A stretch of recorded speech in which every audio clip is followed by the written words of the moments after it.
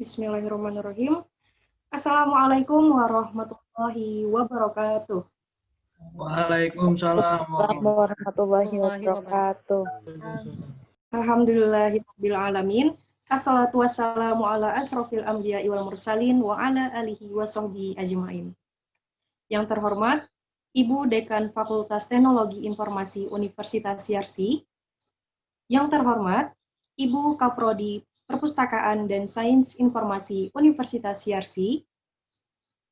Yang terhormat Bapak narasumber, yaitu Pak Irhamni Ali Eshum MP. Yang terhormat Bapak Ibu dosen, serta tamu undangan dan peserta yang berbahagia. Saya ucapkan selamat datang kepada seluruh peserta kuliah umum yang diselenggarakan oleh Program Studi Ilmu Perpustakaan dan Sains Informasi Fakultas Teknologi Informasi Universitas Yarsi. Dengan judul pembahasan kita hari ini, yaitu Cyber Security Issue in Digital Library Context. Sebelumnya, saya ada sedikit pantun untuk memulai acara kita hari ini. Hari Sabtu, enaknya berkemah. Pergi ke puncak jam 7 pagi. Perkenalkan, saya Nurul Fatimah, pembawa acara untuk siang ini. Baiklah, sebelum memulai, izinkan saya untuk membacakan rangkaian acara pada hari ini. Yang pertama, pembukaan. Yang kedua, sambutan-sambutan. Yang ketiga, pemberian materi. Yang keempat, tanya jawab dan diskusi. Dan yang terakhir, penutup. Baiklah, langsung saja. Untuk memulai rangkaian acara kita pada siang hari ini, marilah kita bersama membaca basmalah. Bismillahirrahmanirrahim. Selanjutnya yaitu sambutan-sambutan. Sambutan yang pertama akan disampaikan oleh Kepala Program Studi Perpustakaan dan Sains Informasi Universitas Yarsi. Kepada Ibu Nita Ismayati, SIP MHum, kami persilakan. Bismillahirrahmanirrahim. Assalamualaikum warahmatullahi wabarakatuh. Waalaikumsalam warahmatullahi Waalaikumsalam. Waalaikumsalam. Yang terhormat narasumber kita pada siang hari ini, Bapak Irhamni Ali, yang telah hadir di tengah-tengah kita. Selamat siang, Pak Irhamni. Selamat siang. Assalamualaikum, Ibu. Waalaikumsalam. Ya, sehat ya, Pak ya? Alhamdulillah. Baru bangun sakit sih kemarin. Oh, gitu. Ya, agak mudah-mudahan diberikan kesehatan yang prima kembali, Pak. Yang terhormat Dekan Fakultas Teknologi Informasi Universitas Yarsi, Ibu Dr. Umi Azizah MHum. Berikutnya, Ketua Pelaksana acara kuliah umum ini, Ibu Rosini, dan seluruh peserta kuliah umum dari eksternal Universitas Yarsi dan mahasiswa program studi perpustakaan dan sains informasi. Marilah pertama-tama kita panjatkan terlebih dahulu puji dan syukur kita kepada Allah Subhanahu wa Ta'ala, yang karena atas nikmat dan karunia-Nya kita hari ini dapat mengikuti dan menyelenggarakan acara kuliah umum. Salawat dan salam kita sampaikan kepada Nabi kita, Nabi Muhammad SAW, kepada keluarganya dan pengikutnya yang setia hingga akhir zaman. Apakah suara saya cukup terdengar? Terdengar. Jelas ya? Bu. Oke, alhamdulillah. Baik. Dengar, Bu. Iya, Bapak Ibu dan seluruh mahasiswa, alhamdulillah kami dari Program Studi Perpustakaan dan Sains Informasi Universitas Yarsi dapat menyelenggarakan kembali kuliah umum yang kesekian kali ya, dan kali ini mengangkat kembali tema tentang keamanan informasi. Dari acara ini merupakan yang keempat, kalau ya Bu Rosi ini ya, yang keempat dari 4 kuliah tamu yang diberikan oleh Bapak Irhamni Ali. Nah, kami mengucapkan terima kasih ini sebesar-besarnya kepada Bapak Irhamni yang telah bersedia berbagi ilmu kepada kita semua, khususnya kepada untuk mahasiswa kami dari Universitas Yarsi. Kita doakan juga Bapak Ibu dan seluruh peserta bahwa Bapak Irhamni sebentar lagi ya Pak akan berangkat menuju Amerika Serikat Ya, Ibu. melanjutkan studi S3-nya. Kita doakan semoga beliau diberikan kemudahan dan kelancaran serta kesuksesan ya, dan semoga Allah tetap memberikan perlindungan dan memberikan kesehatan kepada beliau sehingga selamat sampai kembali lagi ke tanah air. Amin ya rabbal alamin. Ya. Baik, pada tema kuliah umum angkat tema tentang digital security ya, di keamanan informasi di digital library. Pak Irhamni akan membahas tentang konsep map, library framework, dan metodologinya. Kita berharap bahwa apa yang disampaikan dapat bermanfaat ya buat kita semua, paling tidak menambah pengetahuan. Demikian mungkin yang saya bisa sampaikan. Terima kasih kepada seluruh panitia, mahasiswa, tenaga kependidikan yang telah berkontribusi ya, sehingga acara ini insya Allah dapat terselenggara hingga selesai. Demikian yang saya sampaikan, lebih kurangnya mohon maaf. Wassalamualaikum warahmatullahi wabarakatuh. Waalaikumsalam warahmatullahi wabarakatuh. Demikian sambutan dari Ibu Nita, kami ucapkan terima kasih. Sambutan selanjutnya yaitu sambutan dari Ibu Dekan Fakultas Teknologi Informasi Universitas Yarsi. Kepada Ibu Dr. Umi Azizah Eskom Mkom, kami persilakan. Ya, terima kasih. Assalamualaikum warahmatullahi wabarakatuh. Waalaikumsalam warahmatullahi wabarakatuh. Alhamdulillahirabbil alamin wassalatu wassalamu ala asrofil anbiya'i wal mursalin wa ala alihi washabbihi ajmain amma ba'du. Puji syukur kehadirat Allah Subhanahu wa taala, siang ini kita semua bisa berkumpul ya untuk mendengarkan kuliah umum dari Mas Irhamni. Mas aja masih muda kan? Saya juga dipanggilnya Mbak kok. Maksa muda. No problem, Ibu. Salawat dan salam tak lupa kita limpahkan kepada Nabi Muhammad SAW yang telah membimbing kita ke jalan kebenaran dinul Islam.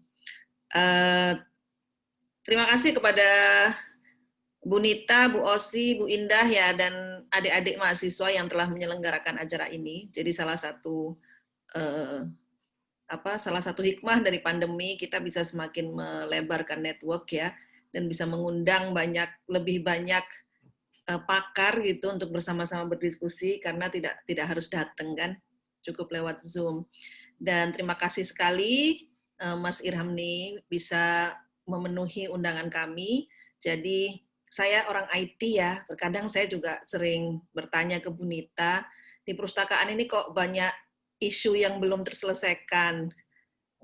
Misalkan soal nama sarjana aja, itu kemarin jadi isu di kami ya, karena di kami kan sekarang namanya program Prodi PDSI, Perpustakaan dan Sains Informasi.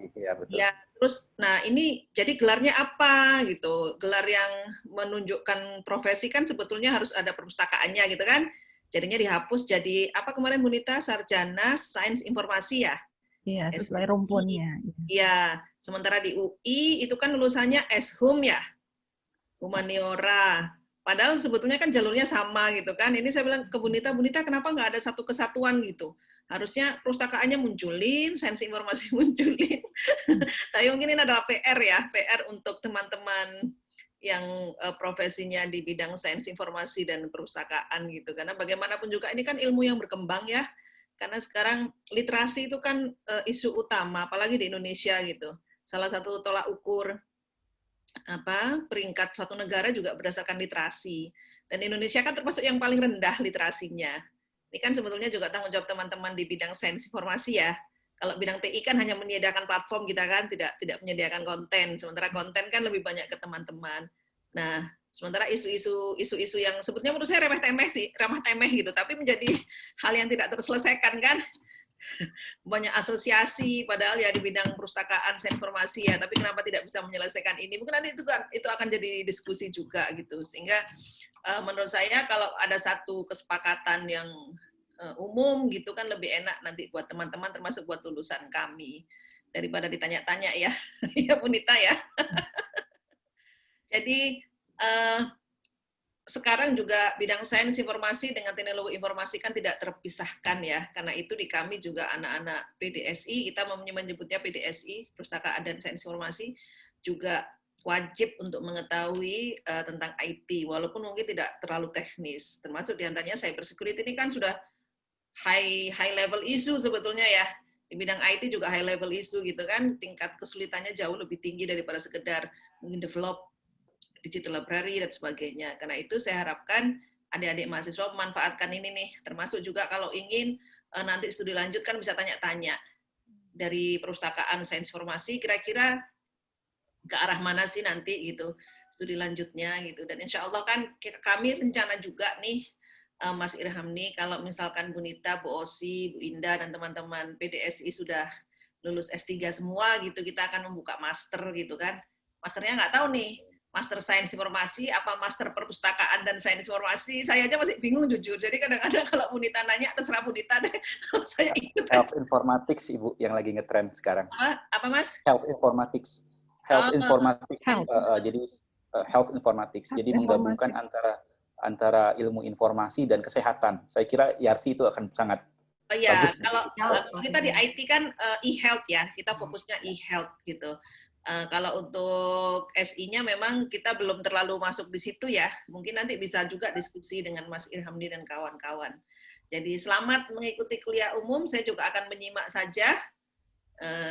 Dan nanti saya harapkan mahasiswa-mahasiswa juga aktif bertanya ya. Karena kan kita kesempatan emas gitu bisa mendatangkan narasumber kan. Teman-teman mahasiswa bisa tanya-tanya gitu. Termasuk dosen-dosen kalau mau tanya ya diperbolehkan kan.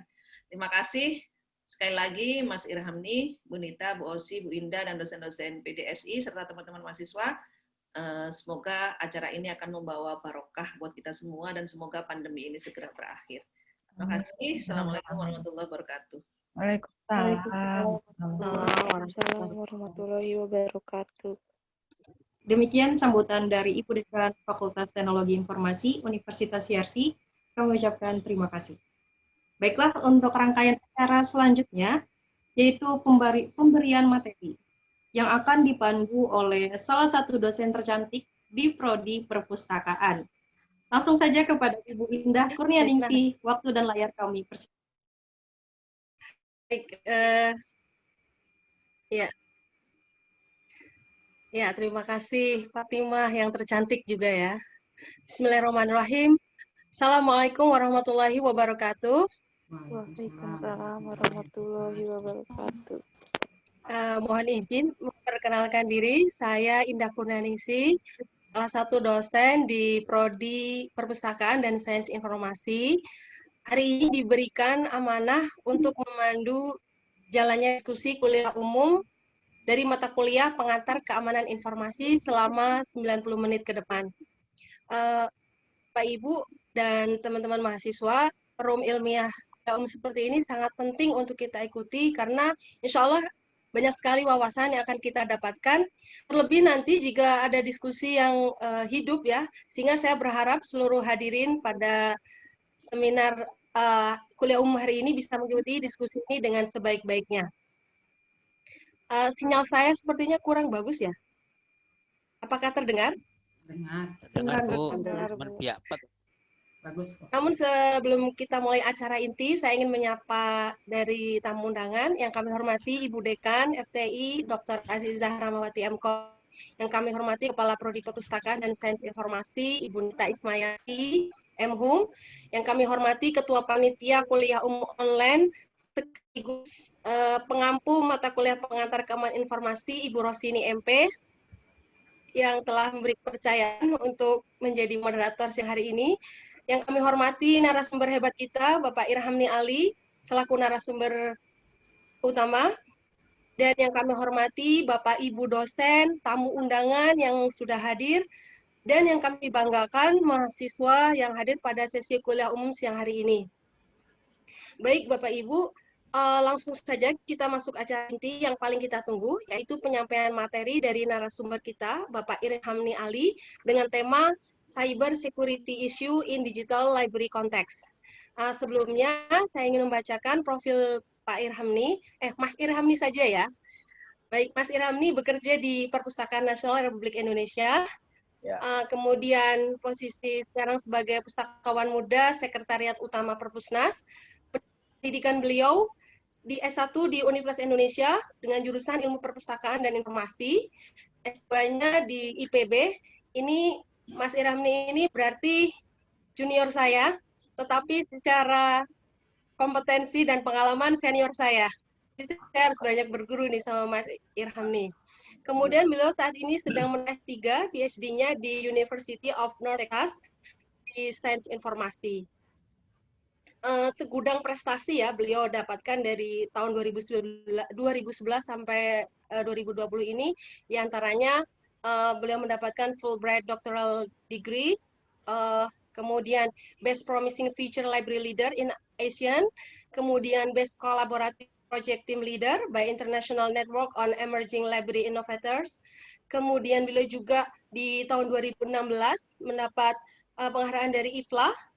Kemudian di tahun 2013 mendapatkan grant dari National Library of Indonesia Conference Grant to World Library and Information Congress in Singapore. Dan di 2011 termasuk beliau dari jalur beasiswa ya untuk di Prodi Magister Teknologi untuk Perpustakaan.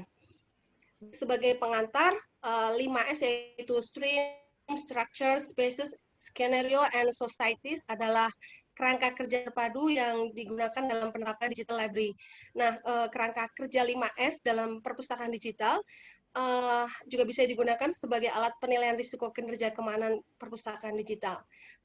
Bagaimana 5S ini bekerja, serta bagaimana dampak isu cyber security terhadap perkembangan perpustakaan digital pada yang akan datang, akan kita kumpas pada sesi kuliah umum pada siang hari ini.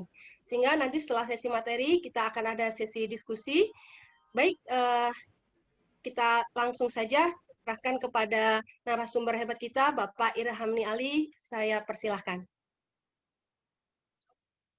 Baik, Assalamualaikum warahmatullahi wabarakatuh. Yang Waalaikumsalam. Dekan Fakultas Teknologi Informasi, yang terhormat Ibu Kepala Jurusan, Ibu Nita, Ibu Moderator, Pak serta dosen-dosen dari Fakultas Teknologi dan Informasi YARSI, serta dosen-dosen dari jurusan Ilmu Perpustakaan dan Sains Informasi YARSI.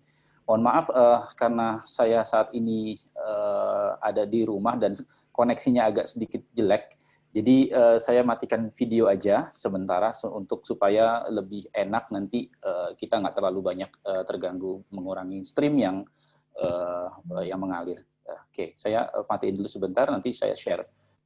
Izin saya untuk share bahan kuliah hari ini. Oke, baik. Baik, izinkan saya untuk memberikan sedikit mengenai pengetahuan yang saya lakukan berdasarkan riset yang kami lakukan beberapa bulan lalu terkait dengan cyber security issue in digital library context. Di sini dalam paparan ini akan disiapkan yaitu introduction, kemudian konsep map-nya, kemudian 5S Digital Library Framework itu seperti apa. Jadi konsep map untuk paparan ini adalah bagaimana cyber security itu yang merupakan salah satu bentuknya adalah objek dari cyber security adalah digital library, dan digital library itu punya 5S Digital Library Framework. Mereka adalah stream, yaitu data, itu bisa bit, bisa teks, bisa audio visual, bisa lain-lain, nanti kita akan jelaskan satu persatu. Stream, kemudian structure, kemudian spatial, kemudian scenario, dan society. Kemudian security issue-nya ada di mana, yaitu kita akan lihat dari potential threat di antara 5S ini, kemudian attack method-nya seperti apa, serangannya seperti apa, kemudian solusinya nanti seperti apa. Jadi kita juga akan melihat di digital library itu cyber security-nya, trend-nya itu seperti apa sih, Jadi memang ternyata untuk ke depan itu cyber security issue di digital library itu terkait masalah hardware, software, kemudian network, kemudian data, dan yang terakhir adalah human related. Nah, human related inilah yang memang menjadi suatu yang menjadi penekanan terhadap peran pustakawan nanti ke depan. Dia ada di sini, akan lebih banyak di human related, yaitu melalui pendidikan pemakai. Kemudian challenge phase-nya yang akan dihadapi di digital library itu mencakup 3 hal, yaitu cyber safety, kemudian know-how consequences, nanti kita akan jelaskan sama-sama, dan mungkin yang terakhir adalah cyber ethics. Jadi 5F's Digital Library Framework ini merupakan konsep yang diambil dari, ini ada sumbernya dari Moultrie, Galton, dan et al. Terkait dengan apa itu 5S Digital Library Framework. Itu adalah, yang pertama adalah stream. Stream ini bentuknya teks, video, audio, software program, dalam formalitasnya atau bentuknya itu seperti sequences atau types dan lain sebagainya. Dan kedua adalah structure. Structural ini biasanya bentuknya ada katalog, hypertext, dokumen, metadata, organizational tools. Dia biasanya dalam bentuknya adalah grafik, nodes, links, label, dan hierarki. Kemudian adalah spatial. Spasial itu adalah biasanya interface-nya, kemudian index, kemudian retrieval mode atau alat temu kembalinya. Nah, ini ada banyak di sini. Kemudian scenario model, biasanya bentuknya itu adalah layanan, event, atau kondisi dan action atau tindakan yang dilakukan. Dan terakhir adalah societies, yaitu melibatkan community, manager, actor, classes, relationship, dan lain sebagainya. Jadi memang kalau untuk digital library ini adalah satu kesatuan dan tidak bisa dilepaskan satu persatu. Jadi untuk keamanannya pun itu nggak bisa ketika nanti hanya ada satu yang kuat, maka yang lain akan beres, nggak begitu. Jadi memang semua ini mempunyai potensi ke celah masing-masing dalam keamanan cyber security. Nanti kita akan lihat sama-sama, dan kita akan lihat common atau persamaannya itu ada di mana aja. Artinya paling banyak itu kemungkinan itu serangan itu metodenya seperti apa dan bagaimana bentuknya. Oke, dalam metodologi ini merupakan metodologi yang saya pakai merupakan literatur studies. Kemudian kami juga melakukan analisis berdasarkan hasil digital library 5S Digital Library Framework ini dengan melihat possible threat atau kemungkinan ancamannya, kemudian kemungkinan metode serangannya seperti apa, dan kemudian solutionnya seperti apa atau untuk mencegah serangan ini. Jadi kita akan melihat satu persatu bagaimana serangan, bagaimana kemungkinan ancaman, kemudian attack method, kemungkinan metode serangannya seperti apa, dan solusinya seperti apa. Jadi ini yang akan kita bahas sama-sama. Kemudian ini adalah findings-nya yang berdasarkan hasil analisis kami. Satu adalah stream. Nah, stream ini adalah bentuknya data, teks, video, audio, software. Nah, ini merupakan sesuatu yang basic dasar dari kita. Bentuknya itu bisa jadi kalau untuk possible threat-nya adalah korup data. Jadi datanya itu sudah korup. Ketika datanya itu sudah korup, maka tidak bisa dipakai. Dan ini menjadi masalah ketika nanti dalam aksesibilitas terhadap koleksi dan informasi yang ada di perpustakaan. Kemudian yang kedua ada data loss, yang ketiga ada data breach. Data loss ini datanya hilang, entah kemana, kemudian bagian datanya, nggak semuanya, tapi bagian datanya itu hilang sehingga nggak bisa dipakai. Kemudian data breach ini lebih bersifat data itu bocor, gitu. Jadi sehingga menjadi sebuah isu tersendiri nanti kalau untuk data bocor itu. Kemudian attack methodnya itu adalah kemungkinan serangannya itu adalah biasanya melalui malware, kemudian virus, kemudian unauthorized breach seperti halnya orang tidak diinginkan itu masuk seperti itu. Jadi ada penyusup lah seperti itu. Kemudian solutionnya itu lebih banyak pada security operation policy, jadi bagaimana polisinya itu seperti apa, operasinya seperti apa, kemudian penanganannya seperti apa, dan kedua adalah backup policy. Biasanya seperti itu yang dilakukan untuk metode stream. Kemudian untuk structure, yaitu koleksi, katalog, metadata, hypertext, itu memang hampir semua mirip, karena memang dia di bawah koleksi ya. Kemudian namun attack methodnya itu dia lebih banyak ke backdoor office, jadi bagaimana menyusup melalui belakang, kemudian SQL injections, dan unauthorized breach juga, ini memang hampir semua mirip, namun mereka punya metode-metode yang berasal unik-unik seperti itu. Kemudian solutionnya juga hampir sama, yaitu security operation policy, monitoring policy, dan ininya seperti apa. Jadi monitoring mereka terhadap sistem itu seperti apa dalam bidang health structure. Jadi biasanya mereka ada semacam kayak kebijakan untuk melihat bagaimana kode-kode dalam metadata, dalam katalog itu, adakah yang kemungkinan bisa disusupi oleh kode-kode jahat dan lain sebagainya. Nah, ini adalah spasial, yaitu user interface index retrieval mode. Nah, ini biasanya terjadi adalah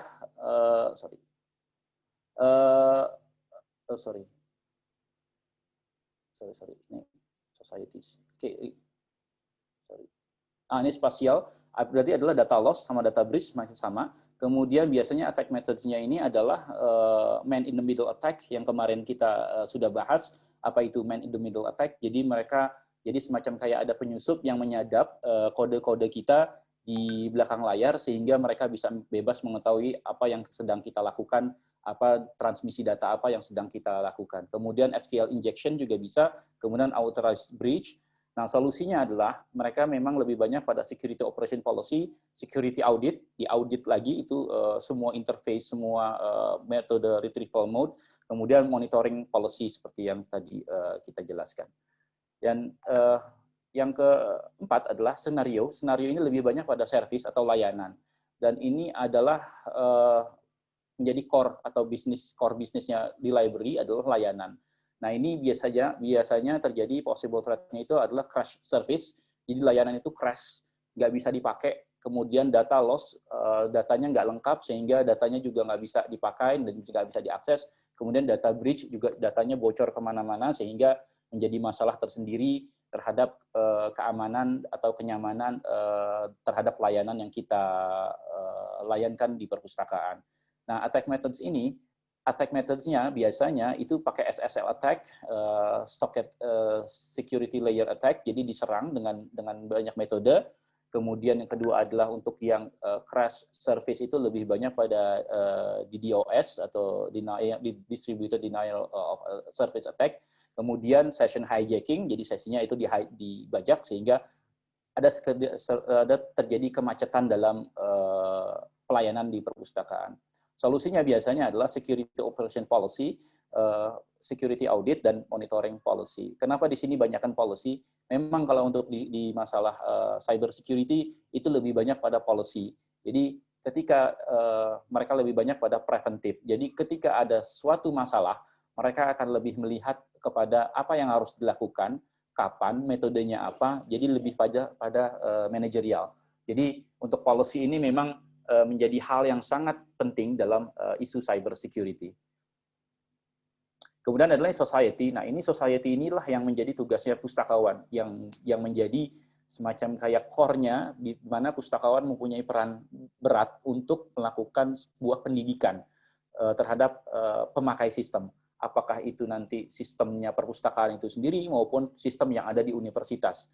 Jadi pustakawan itu punya kewajiban untuk menjelaskan bagaimana sih kalau misalkan possible threat-nya itu terhadap kecerobohan yang terjadi, katakan misalkan ada seorang user kita di perpustakaan itu yang, atau katakanlah mahasiswa yang mengakses di perpustakaan, tapi di komputer umum di perpustakaan, lalu komputernya itu sengaja ada semacam kayak software yang menyimpan password secara dia nggak sengaja, disimpan passwordnya itu sendiri, dia ngeklik remember me in this computer, sehingga itu nanti bisa jadi masalah.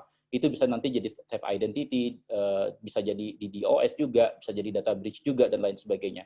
Nah, pustakawan inilah yang mempunyai semacam kayak pendidikan pemakai untuk menjelaskan bahwa penggunaan password, penggunaan komputer itu harus digunakan secara bijaksana. Jadi tidak sembarangan untuk dilakukan, kita membuka komputer di sembarang tempat tanpa adanya otorisasi terlebih dahulu. Nah, pustakawanlah yang menjelaskan mengenai risiko-risiko keamanan yang kemungkinan akan terjadi ketika seorang pemustaka, entah itu dosen, baik mau mahasiswa maupun dosen, atau maupun peneliti, atau maupun pengunjung lainnya, itu dia juga harus diberikan pengertian terhadap ini loh konsekuensinya kalau kalian tidak patuh terhadap kebijakan dari perpustakaan terhadap security ini. Nah, inilah yang menjadi tugasnya pustakawan sebenarnya adalah bergerak di ranah societies ini.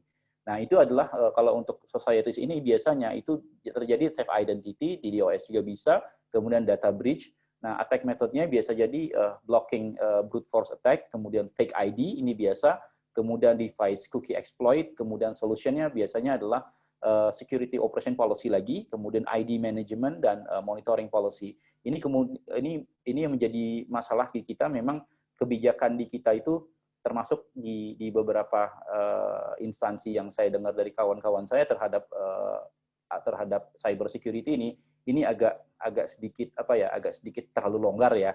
Saya pernah punya pengalaman, jadi waktu itu ada semacam kayak pertemuan lah pustakawan se-ASEAN. Jadi semua pustakawan se-ASEAN itu kumpul, dan lucunya lagi ada salah seorang teman saya dari Singapura, dia bawa laptop di kantor, tiba-tiba dia tanya, boleh nggak, kenapa kamu nggak hidupin laptop di sini? Oh maaf, nggak boleh, kami dilarang keras untuk menghidupkan laptop dimanapun tanpa adanya otoritas keamanan yang jelas. Dalam artian mereka sampai bawa itu yang namanya SIM card mereka sendiri untuk melakukan transaksi pekerjaan kantor di luar negeri gitu. Jadi beda dengan kita. Kalau di kita orang Indonesia biasanya kalau misalkan kita ke luar negeri langsung bawa laptop, langsung cari wifi yang gratis, mereka langsung kerja di situ. Jadi ternyata di Singapura itu punya pengalaman buruk terhadap cyber security ini, di mana hampir berapa persen, sekitar 30% data pegawainya itu bocor di internet, di dark web, terkait dengan data username, password, golongan, dan lain sebagainya itu bocor di Singapura. Dan itu menjadi skandal besar. Dan semenjak itu teman saya orang Singapura itu memang nggak pernah mau ketika mereka main laptop itu nggak sembarangan gitu untuk membuka laptop, apalagi laptop kantor gitu di dalam satu ruangan gitu. Jadi memang sampai seperti itu kebijakan di kantor di Singapura terhadap cyber security gitu. Jadi cukup ketat juga dan kita cukup kaget juga gitu. Ternyata sampai sebegitunya ya gitu. Nah, ini adalah discussions.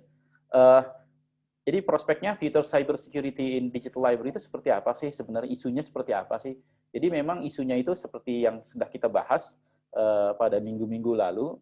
Ada 5 aspek, yaitu hardware security threat, kemudian software security threat, kemudian network atau jaringan, kemudian datanya itu sendiri, dan human related. Nah, lagi-lagi pustakawan itu punya peran untuk mengantisipasi yang namanya di bidang human related threat, karena pustakawan satu-satunya profesi yang punya pendekatan di mana dia punya kemampuan untuk mengajarkan atau berkomunikasi dengan pemustaka atau pendidikan pemakai. Itulah yang membedakan pustakawan dengan cyber security expert. Di mana kalau cyber security expert mereka mungkin ahli di bidang software security, network security, data security, mereka ahli seperti. Tapi mungkin kalau untuk human related mereka perlu yang namanya orang ketiga, di mana orang ketiga ini berperan sebagai yang mendekatkan antara pengetahuan yang bersifat technical rumit di ranah cyber security ke dalam kemampuan yang mudah dimengerti oleh orang. Jadi man in the middle lagi gitu. Jadi semacam kayak orang yang mengerti, dia itu ada di tengah-tengah. Dia mengerti bahasa tingkat tinggi dan mengerti bahasa tingkat rendah, sehingga kepada user dia akan lebih dimengerti gitu dibanding user tuh berbicara langsung kepada konsultannya langsung. Nah, inilah peran pustakawan sebenarnya untuk mengerti mengenai konsep cyber security di dalam konteks perpustakaan digital. Jadi seperti itu. Nah, di bidang hardware itu biasanya ada 3 hal yang menjadi concern-nya, yaitu natural disaster, kemudian criminal action, kemudian hardware problem. Nah, kalau di Indonesia itu natural disaster itu kalau di Jakarta pasti tahulah yang namanya banjir. Makanya kalau untuk perusahaan-perusahaan itu nggak akan pernah menaruh servernya itu di Tanjung Priuk atau di dekat-dekat laut sana, karena memang risikonya itu cukup lumayan besar. Kemudian storm, kita juga storm mungkin nggak terlalu, ya mungkin kalau di Filipina iya. Nah, mungkin kalau kita di sini adalah heat wave atau gelombang panas, mungkin juga bisa jadi ada, tapi itu juga jarang. Tapi yang terjadi itu, kalau yang di kami itu, di pengalaman di Perpustakaan Nasional itu, ketika Gunung Kelud meletus, itu kita nggak antisipasi itu. Ketika Gunung Kelud meletus, itu abunya sampai ke Perpustakaan Proklamator Bung Karno di Blitar, dan itu servernya penuh dengan debunya, dan itu kita nggak antisipasi itu, dan itu jadi cukup problem juga buat kita gitu. Jadi memang hal-hal kecil seperti inilah yang memang harus pustakawan tahu bagaimana cara menaruh server itu yang baik dan benar, sampai seperti itu. Kemudian criminal action, ini theft, pencurian, vandalisme, kerusuhan, dan lain sebagainya. Kemudian malicious intrusion atau sabotase, ini juga menjadi concern bersama terhadap keamanan cyber security. Dan yang terakhir adalah hardware problem. Ini biasanya hardware defection atau malfunction, biasanya hardware-nya itu nggak compatible, kemudian fault in manufacture, atau kesalahan pada manufaktur, pada pembuatan, ini juga menjadi masalah. Kemudian wrong installation, ini salah instalasi. Ini sering nih, karena apa? Kadang-kadang kita antara colok kabel satu dengan yang lain, kita juga salah, katakan seperti itu. Nah, sehingga jadi masalah juga gitu. Itu yang sebenarnya pustakawan juga harus tahu mengenai sedikit banyak mengenai masalah ini, mengenai masalah hardware problem ini, sehingga nanti menjadi satu advantage buat kantor. Oh, ternyata kalau misalkan hardware itu solusinya seperti ini gitu. Jadi itu akan menjadi nilai tambah ketika nanti teman-teman pustakawan tahu mengenai spesifika hardware. Kemudian untuk software itu terjadi ada dua, yaitu software malfunction atau softwarenya itu nggak berfungsi. Biasanya ini terjadi karena instalasi yang salah, kemudian pirate software, kemudian bug yang ada pada software, dan software abuse. Nah, ini software abuse sama pirate software ini hampir mirip-mirip nih sebenarnya. Karena memang isunya itu ya kalau di Indonesia ya mohon maaf, ya, termasuk saya juga pakai gitu kadang-kadang gitu kan. Tapi sekarang ini sudah mulai agak sedikit, kalau saya sudah mulai agak sedikit sadar karena memang ternyata enggak, di balik software gratis itu ada sesuatu yang sangat menakutkan sebenarnya ya. Gitu. Kemudian yang kedua adalah malicious malware atau malicious software. Ini termasuk spyware, virus, adware, dan worm. Nah, biasanya ini satu paket nih. Pirate software sama software abuse, biasanya satu paket sama ini nih. Nah, ini yang menjadi masalah nanti. Jadi, kita tanpa sepengetahuan kita, komputer kita terinfeksi, sehingga software kita tuh menyebarkan satu beacon apa ya, sinyal-sinyal yang nggak baik ke komputer lain, sehingga terinfeksi kemana-mana. Karena ini pernah kejadian juga di kantor saya, pernah ada yang mendownload software, sehingga itu langsung mengacak IP, sehingga itu terjadi DDoS di satu jaringan. Itu satu sekretariat lumpuh semua, nggak ada internet. Itu terjadi gitu. Ternyata setelah ditelusuri, diaudit sama tim dari IT kita, ternyata oh ini ada yang pakai software bajakan nih, dan pakai bajakannya nggak tanggung-tanggung. Ini ada semacam kayak malware yang dia ngacak-ngacak IP, automatic IP kita gitu. Oh, habis itu sampai hardware itu ada yang kebakar. Sampai seperti itu loh. Itu benar-benar kejadian sekitar 2010 2011 itu kalau nggak salah. Iya. Kemudian network threat ini biasanya terjadi pada dua hal, yaitu di transmisinya dan kedua prosedurnya. Nah, ini kemarin kita sudah bahas di transmisi, yaitu TLS sama SSL problem. Itu terdiri automated in the middle, unauthorized, sama DDoS. Kemudian prosedur threat-nya itu adalah biasanya phishing, SQL injection, sama renegotiation attack.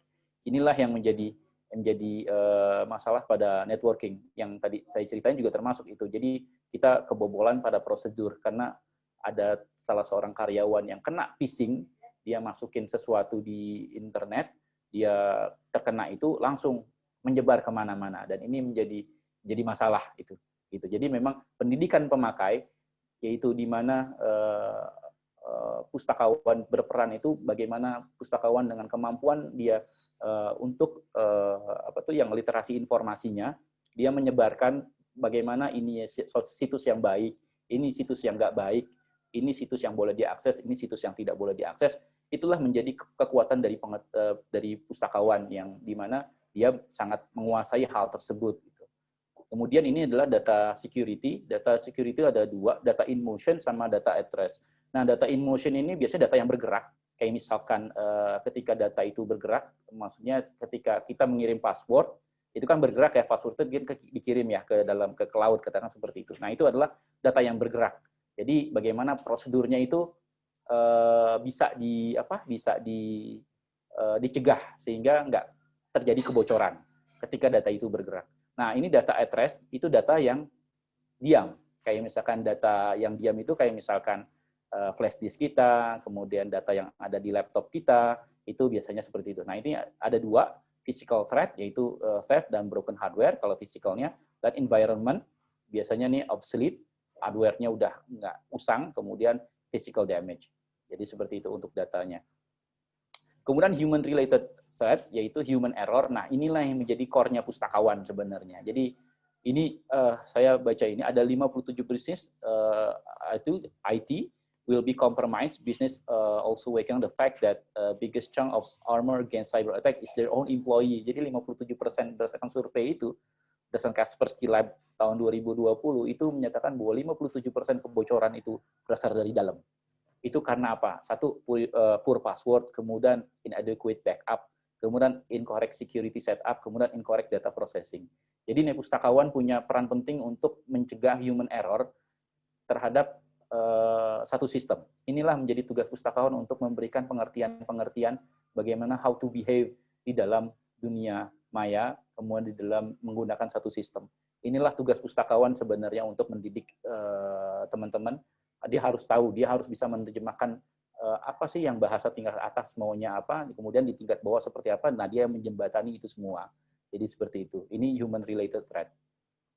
Nah, sebenarnya tantangannya di dalam digital library, tantangan yang dihadapi dalam digital library security itu adalah 3 berdasarkan AJI 2019. Nanti referensinya ada di belakang ketika nanti teman-teman butuh.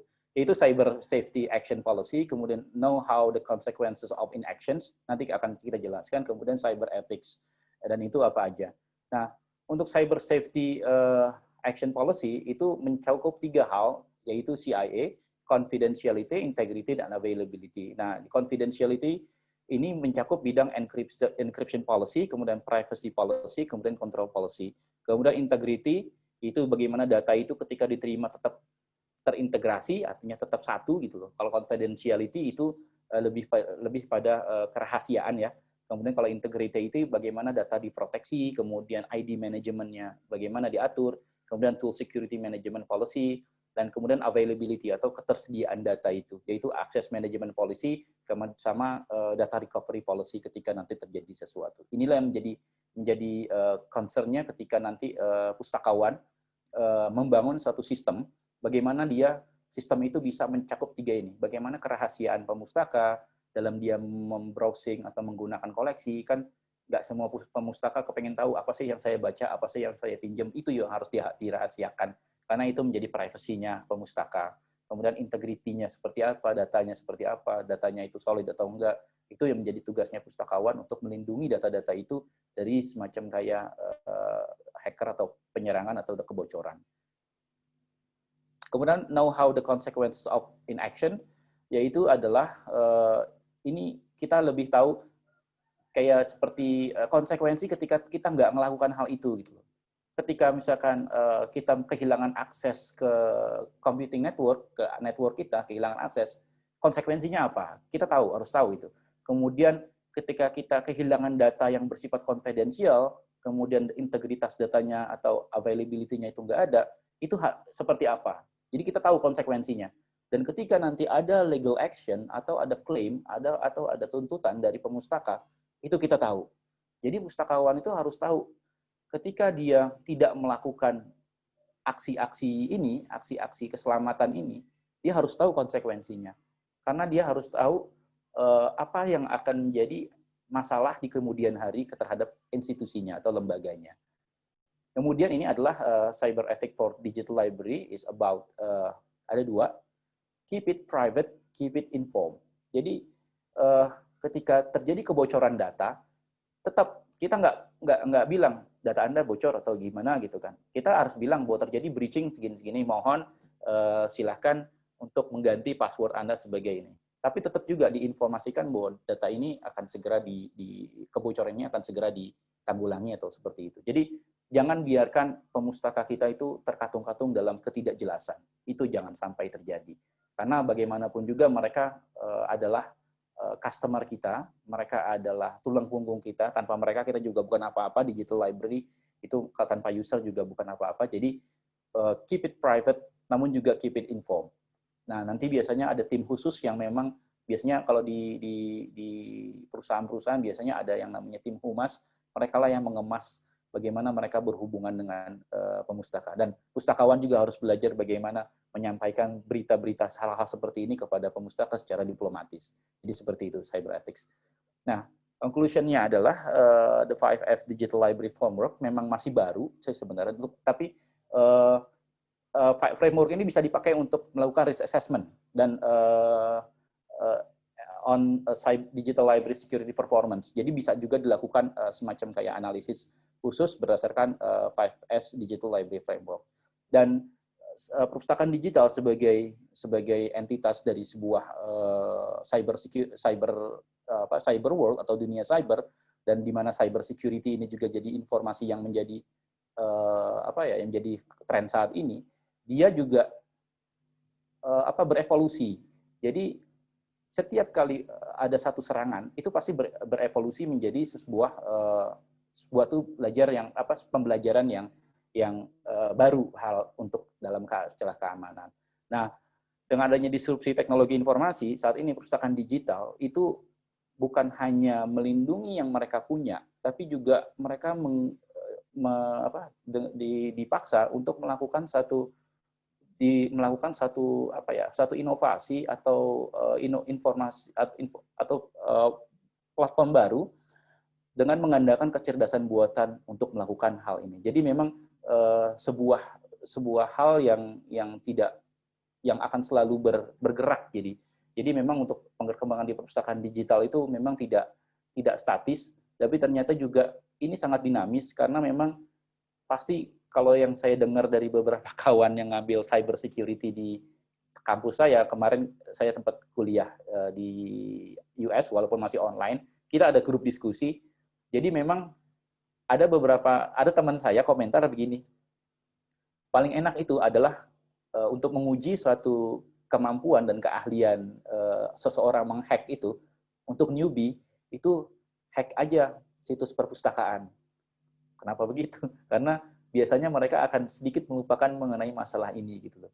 Dan itu banyak benar terjadi. Itu teman saya yang bilang dari orang India itu bilang seperti itu. Memang kalau untuk belajar untuk melakukan penyerangan, serang perpustakaan karena memang inilah yang paling less secure gitu, kalau nggak salah mereka bilang seperti itu. Jadi memang disinilah peran tantangannya pustakawan sebenarnya untuk mereka mengerti bagaimana sebuah sistem itu berjalan dan sebuah sistem keamanan itu dijalankan gitu loh. Dan saya kira ini juga menjadi ladang yang asik buat teman-teman muda ini, teman-teman pustakawan yang masih muda ini untuk bergerak di bidang ini, karena jujur masih jarang ahli keamanan spesialis di digital library.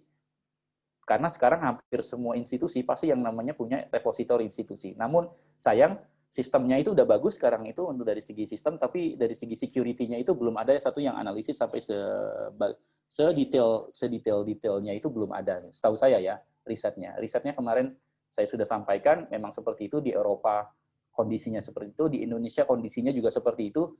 Teman-teman sudah lihat ketika minggu lalu saya melakukan presentasi di Indonesia itu hampir semuanya itu ya begitulah nilai keamanannya gitu loh. Mungkin itu aja dari saya. Terima kasih. Assalamualaikum warahmatullahi wabarakatuh. Ini adalah referensinya. Ya, okay. Baik, terima kasih Mas Irhamni, menarik sekali ya. Ini menambah wawasan kita sebagai para pekerja informasi bagaimana menempatkan cyber security issue dalam perpustakaan digital. Nah, memasuki sesi diskusi, saya buka pertanyaan bagi teman-teman peserta yang ingin menyampaikan tanggapan atau maupun pertanyaan, boleh secara langsung atau melalui forum di chat. Silakan, apakah ada yang ingin bertanya langsung?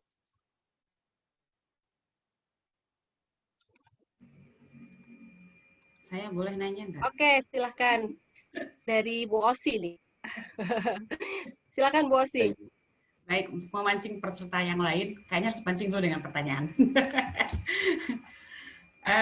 Baik, pertanyaan saya ada dua. Yang pertama adalah dengan adanya isu isu digital library security ini, saya ingin bertanya, kompetensi yang harus dimiliki oleh seorang pustakawan Nah, dalam menghadapi isu dari digital security itu seperti apa sih gitu ya. Jadi apa yang harus mereka miliki? Karena ini menyangkut juga dengan kurikulum yang harus kami ajarkan kepada para pustakawan gitu ya. Kemudian yang kedua adalah dari 5 elemen ini dalam framework cyber security in digital library gitu ya. Manakah yang paling penting dari kelima elemen ini? Atau dari kelima elemen ini mana yang harus lebih diperhatikan dibandingkan dengan elemen yang lainnya? Dah, itu aja dulu. Terima kasih Bu Indah, Pak Irhami. Ya, Baik. terima kasih Bu Osi. Silahkan langsung ditanggapi ya, Mas Irhamni. Baik, oke. Saya sebelum saya jawab pertanyaan Bu Osi, saya share satu slide lagi, beberapa slide sih. Tadi ini saya baru dapat slide ini. Sorry, saya matiin video dulu. Oke, ini saya baru aja tadi ketika mau sholat Jumat baca-baca semacam kayak storyline saya di bidang akuntansi. Ini di bidang akuntansi. Is accountancy still an iron rice bowl? Iron rice bowl ini merupakan semacam kayak ungkapan dia profesi yang paling asik lah. Semacam kayak profesi yang sangat dibanggakan lah gitu kan. Jadi seperti itu. Nah, ternyata bad news, job will be lost. Jadi pekerjaan akuntansi itu akan hilang. Gitu. Studi menyatakan bahwa di bidang financial industry itu bahwa, sorry, kedengeran nggak sih? Kedengeran. Jelas. Nah, berdasarkan studi itu, 30% job roles in financial industry will be impact in automations. Jadi musuh bersama dari pekerjaan akuntansi ini adalah otomasi, ternyata. Dan sementara perpustakaan itu kan lebih dulu ya melakukan otomasi ya. Tapi ternyata di sini ternyata enggak. Akuntansi will survive as a profession.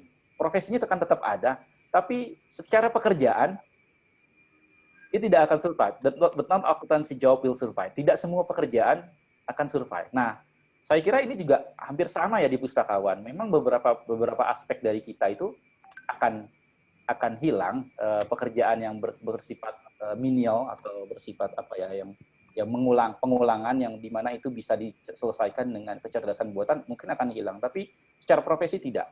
Makanya pustakawan itu harus memang dari segi hal kompetensi dalam hal penguasaan bidang dari segi cyber security, dia harus menguasai satu yang namanya algoritma. Dia harus menguasai yang namanya coding.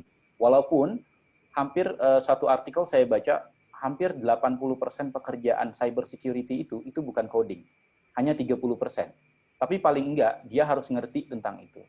Dan yang harus dia mengerti sebenarnya ada semacam kayak guidance, namanya CCISP, di sertifikasi. Di sana itu membahas mengenai 6 aspek. Salah satu yang kemarin kita bahas, yaitu mengenai saya agak lupa, ada 6 aspek pokoknya di buku itu. Jadi memang bukunya itu tebal 1.200 halaman dan dia harus menguasai itu semua. Jadi memang dan saya kira pustakawan juga akan sangat mudah menguasai ketika dia sangat erat berkaitan dengan itu, dengan sistem digital librarian. Saya kira memang di ke depan itu pustakawan itu memang harus jadi blended librarian, artinya dia harus bisa menguasai segala hal yang memang berkaitan erat dengan pekerjaannya, di mana pekerjaannya itu nanti bakal banyak berhubungan dengan data. Dan itulah yang menjadi core-nya pustakawan. Jadi kalau menurut saya sih, pustakawan ketika nanti akan menjadi seorang cyber security, dia harus menguasai yang namanya data analisis, kemudian algoritma, coding, kemudian pengetahuan hardware, dan yang pasti dia juga harus menguasai sesuai dengan standarisasi mengenai seorang cyber security. Itu ada ya CCSP kalau nggak salah namanya itu, ada bukunya itu. Kemudian yang kedua, terkait 5S ini, kalau menurut saya sih nggak ada yang prioritas dalam hal ini, semuanya harus diprioritaskan. Karena apa? Karena ini sangat berpengaruh terhadap layanan perpustakaan. Kalau society-nya itu jelek, ketika pemakainya itu sembarangan, kemungkinan dia akan impact ke yang lain. Dia akan impact ke stream, dia akan impact ke cataloging dan lain sebagainya. Sehingga saya kira dalam 5S framework ini harus semuanya diperhatikan. Tidak ada yang nggak ada boleh yang tertinggal sama sekali. Saya kira itu sih dari jawaban saya. Terima kasih. Oke, Mas Hamni, terima kasih sudah bisa menjawab. Ya, baik, terjawab ya. Ya, sudah. Oke, terima kasih. Baik, yang lain saya lihat di sini teman Slims, ada Mas Arief, ya, ada teman-teman yang lain. Mungkin ini menarik ya kalau misalnya bagaimana konsep cyber security issue ini diterapkan dalam platform open source-nya Slims gitu. Seberapa menantang sih? Ini pertanyaan saya pribadi ya, Mas Irham nih. Sebelum yang lainnya mau bertanya. Jadi kan transisi dari koleksi perpustakaan fisik ke digital pasti banyak tantangan baru ya. Prospek masa depan untuk keamanan dan privasi di perpustakaan digital ini seberapa gentingnya gitu. Karena kan kalau lihat di Indonesia kayaknya masih dianggap ya biasa-biasa saja gitu. Mungkin kalau dari perspektif Mas Irham nih yang sudah melakukan penelitian, publikasi gitu ya tentang cyber security ini bisa menjabarkan bahwa ini harus diperhatikan loh para penyelenggara pengelola informasi, bahwa ini hal yang harus diutamakan. Misalnya kirim pustakawannya ke kursus-kursus yang menunjang pengetahuan mereka di bidang keamanan informasi. Seperti itu, Mas Irham. Ya, jadi memang kalau untuk yang tadi Mbak bilang untuk terkait masalah transisi digital ini memang menjadi satu isu terkait dengan masalah privacy sih sebenarnya, masalah keamanan data.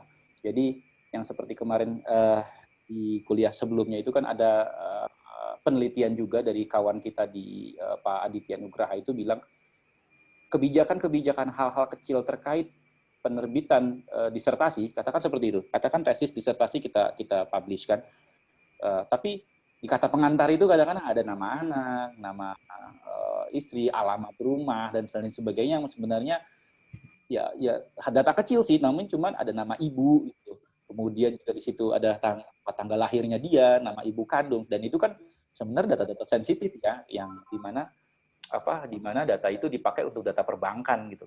Nah, saya kira untuk kedepannya itu memang pustakawan itu harus mengerti terkait masalah hal-hal yang bersifat kecil ini, namun juga menjadi hal yang mendasar dalam sebuah privacy.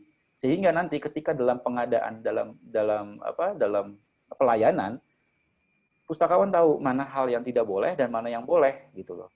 Jadi seperti itu sih. Jadi memang kedepannya itu pustakawan memang harus lebih jeli lagi terkait masalah privacy, masalah data yang boleh diupload, data yang boleh tampil, dan mana data yang tidak boleh tampil. Jadi seperti itu. Jadi pustakawan bukan maksud mensensor ya, tapi kan ada batasannya loh antara censorship dengan bukan censorship antara batasan censorship dengan batasan yang melindungi pemustaka kita tuh, melindungi aset informasi kita tuh beda lain persoalan itu.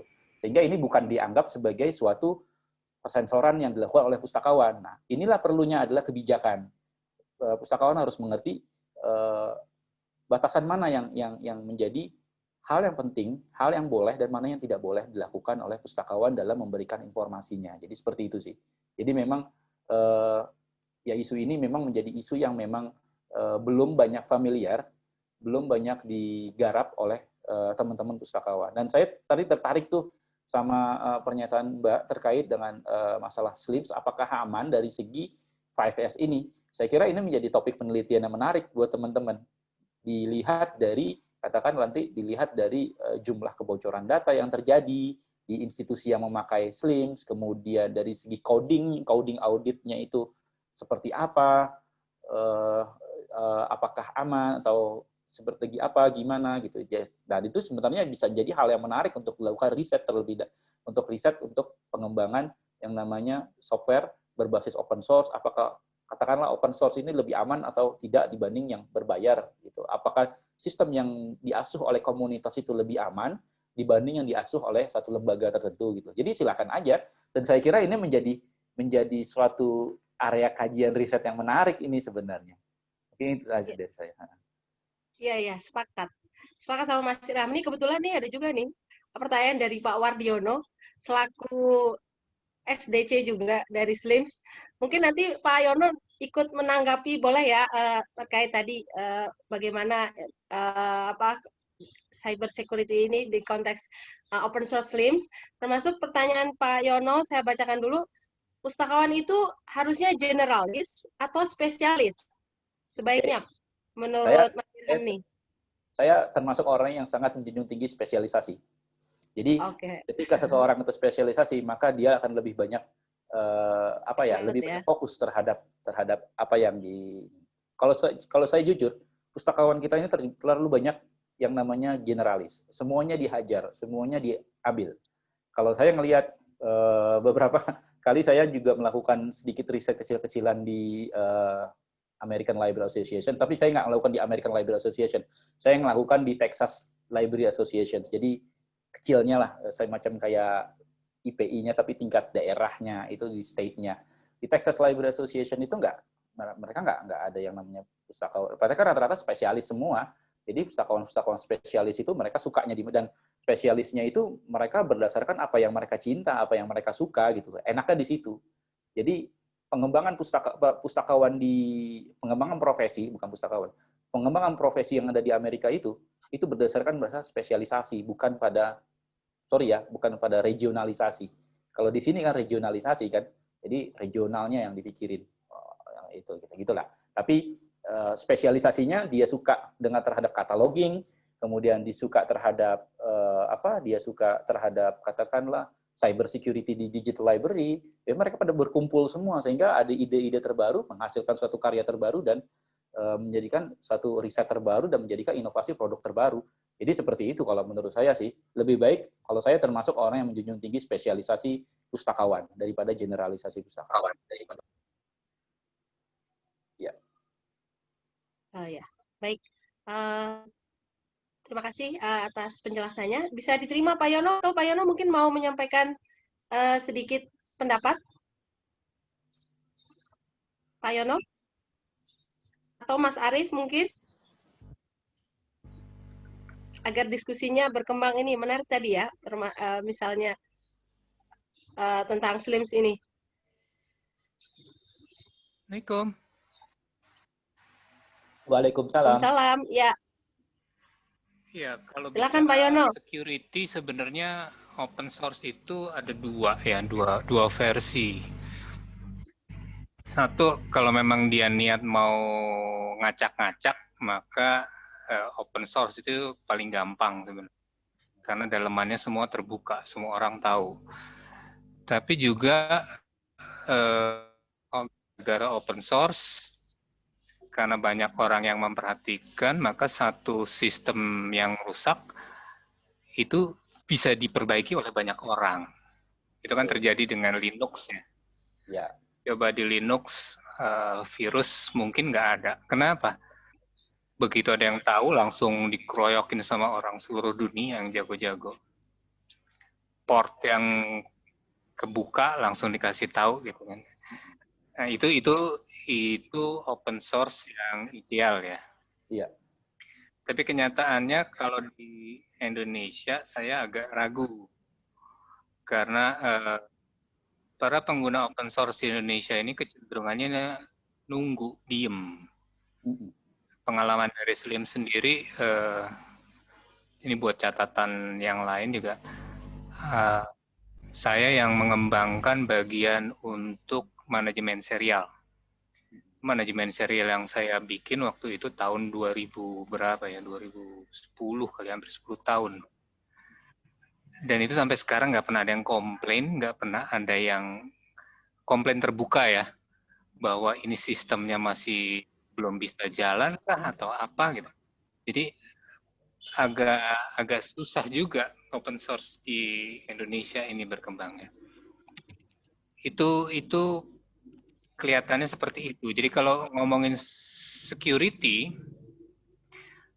kita juga kadang-kadang kan si pengembang open source juga memang memanfaatkan teman-teman yang menggunakan untuk memberikan feedback.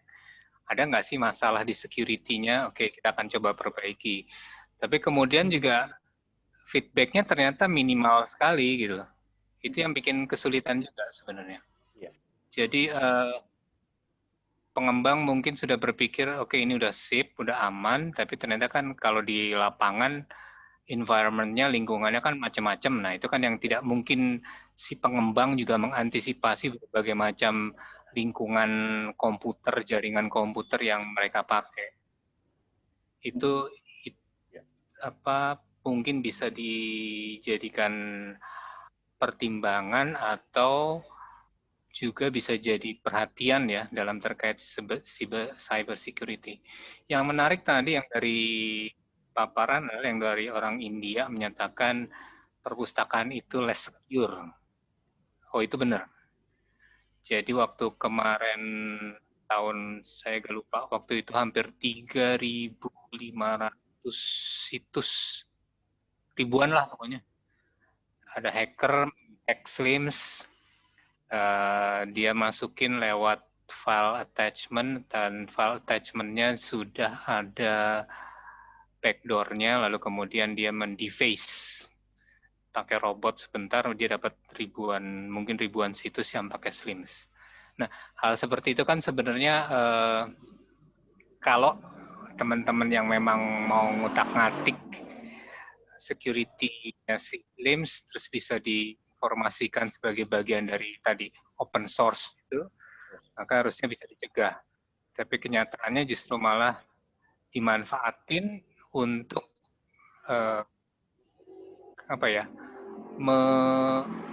menaikkan pamor dia sebagai hacker. Itu mungkin bisa jadi pertimbangan juga. Saya kira itu dulu yang bisa saya sampaikan. Ya. Baik, Pak Yono, terima kasih. Ini ada satu pertanyaan lagi dari Mas Arief Samsudin. Selamat sore, Mas Arief. Sehat ya? Terkait perlindungan data pribadi, aksi seperti apa yang disarankan bagi para pustakawan untuk mendukung terwujudnya Undang-Undang Perlindungan Data Pribadi di Indonesia? Nah, ini memang baik saya akan coba jawab, cuman mungkin jawabannya nggak bisa lebih spesifik lagi, karena memang kalau misalkan saya bilang spesifik, itu mungkin akan sangat absurd gitu loh. Jadi memang kalau untuk perlindungan data pribadi ini memang saat ini kalau nggak salah lagi digarap di DPR, cuman nggak selesai-selesai. Tapi yang pasti dari diri kita sendiri aja deh. Kalau untuk pustakawan melindungi data usernya itu, kita siapin yang namanya sistem security terbaik yang kita miliki untuk bagaimana privacy dari pemustaka kita itu bisa aman. Pertama itu. Kedua juga kita juga harus melakukan pendidikan pemakai. Inilah yang menjadi kuncinya, yang menjadi peran kita pustakawan, bahwa kita ini sebagai seorang pendidik, sebagai seorang yang memang mengerti antara bagaimana keamanan data pribadi itu seperti apa kepada pemustaka. Sehingga nanti pemustaka itu lebih sangat berhati-hati terhadap yang namanya data mereka sendiri. Itu kedua. Yang ketiga, dari segi pustakawan itu juga ada satu semacam kayak kebijakan yang melindungi data pribadi dari pemustaka. Jadi memang ada 3 ya kalau menurut saya jawabannya. Tapi ini untuk kita bukan untuk terwujudnya undang-undang ya, karena memang kalau terwujudnya undang-undang itu kan itu secara makro, secara global, secara bernegara lah.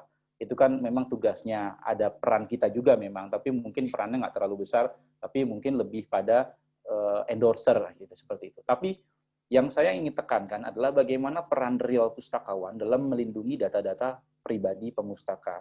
Yang pertama tadi kita siapkan sistem terbaik dari segi security-nya. Kemudian ada semacam kayak yang kedua adalah pendidikan pemakai yang bagus terkait dengan data-data privacy. Yang ketiga adalah masalah policy atau kebijakan. Nah, ini yang kebijakan inilah yang menjadi ujung tombaknya para pustakawan ketika dia membuat suatu layanan. Seperti berdasarkan kuliah yang kemarin itu yang sudah kita jelaskan bahwa hampir banyak sekali repositori institusi di Indonesia itu masih ada. Ketika kita melihat repositori mereka, kita download itu tesis, skripsi, kemudian itu kelihatan tuh yang namanya di kata pengantar. Ada nama ibu, nama bapak, kemudian di situ aja ada biografinya, tanggal lahirnya ketahuan, Dan itu sebenarnya kalau misalkan mereka bisa melakukan sesuatu dikumpulin itu bisa jadi catatan log yang benar-benar apa ya, semacam kayak data-data yang memang sensitif, yang memang itu bisa dipakai ke dalam orang bisa melakukan sesuatu yang hal yang nggak benar gitu loh. Jadi memang itu aja sih dari saya. Jadi kalau untuk mendorong undang-undang, saya kira itu udah ada tugasnya dari segi perpolitikan di Indonesia, dari segi DPR, dari segi Dewan, mungkin sudah ada, udah sedang dibahas. Cuman yang pasti kita harus mempersiapkan tiga hal itu. Jadi dari segi teknis, cyber security-nya, kemudian dari segi policy, kebijakannya, dan dari segi pendidikan pemakainya. Dari itu saya sih, itu aja sih. Ya, nyambung dikit ya, Mas Irham nih. Sebenarnya kalau, sebentar, dari Mas Ariefnya masih nyambung lagi dulu nih, sebelum saya. Ketika perpustakaan akan membuat suatu kebijakan terkait keamanan data, karena peraturan hulunya dalam hal ini Undang-Undang PDP belum tersedia, aturan apa yang bisa dijadikan acuan ini, Mas? Kalau saya aturannya sebenarnya adalah ya Undang-Undang Teknologi Informasi Keamanan Sistem Elektronika itu sih. Itu aja sih. Jadi memang kalau untuk seperti itu kan sudah ada itu, cuma kan lebih spesifiknya itu kan nggak ada. Dan memang yang jadi masalah isu legalitas ini termasuk memang jadi isu sensitif memang. Karena memang ini menjadi sorotan perhatian ketika kemarin saya kasih lihat yang minggu lalu perkuliahan itu, saya kasih lihat sumbernya itu memang belum ada itu yang di Indonesia yang namanya undang-undang privacy itu memang belum ada. Jadi kalau untuk itu kita pakai undang-undang ITE aja lah untuk ini. Karena memang peraturan ini menjadi sangat penting dalam penegakan ketika nanti ada aspek katakan breaching, ada bocor gitu kan.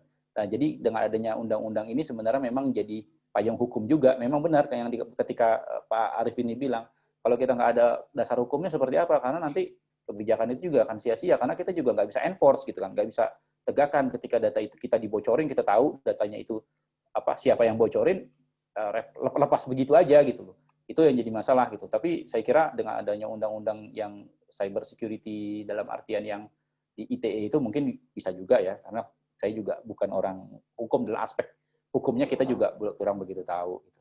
Itu aja sih dari saya. Ya.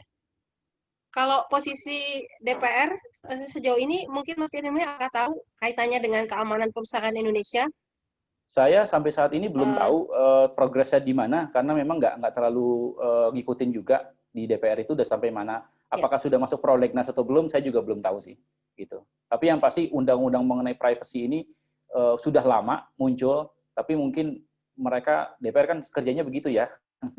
Saya 14 tahun berkawan dengan mereka, ya kerja mereka ya suka-suka gitu. Kalau yang dianggap penting ya bahas sekarang-karang juga, yang nggak penting ya sok gitu loh. Itu sih. Oh, General Data Protection Regulations. Baik. Ini ada. Ya. Saya kira kaitannya dengan ini. Oh, General Data Protection Regulations. Ya. Yang saya tahu sih memang belum ada sih kayaknya untuk di perpustakaan digital. Belum ada. Yang jadi concern itu kan sebenarnya kan data yang berdasarkan e-commerce. Kemudian data yang bersifat berkaitan dengan e-commerce, kemudian banking, dan lain sebagainya. Tapi kalau untuk perpustakaan digital, kayaknya belum ada. Saya belum tahu, belum ada itu. Itu.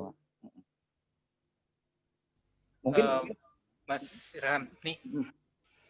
Ya. Mungkin gini, kan tadi ada data-data ada data-data personal yang ada di mana tesis disertasi di kata pengantarnya, terutama di Indonesia senang sekali itu, pacarnya pun dicantumkan.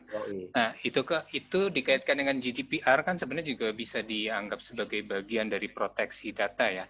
Betul. Tapi untuk yang mengatur itu belum ada tuh, Mas. Jadi masih kebijakan internal, bukan nasional. Gitu, setahu saya itu. Di Indonesia sendiri kayaknya belum mengadopsi ya? Belum ada. Setahu saya belum ada. Itu kan sebenarnya disertasinya Pak Aditya Nugraha. Ketika kemarin melakukan disertasi risetnya itu kan dia meneliti sekitar 54 repositori institusi di Indonesia, dari segi kontennya itu dicek tuh satu-satu. Ternyata memang hampir semua tuh ada tuh yang model begitu, dan mereka ternyata nggak punya kebijakan untuk itu, tentang General Data Protection Regulation tuh mereka nggak punya. Jadi untuk nasional itu belum ada. Sebenarnya itu menjadi concern-nya ya lembaga itu sih sebenarnya.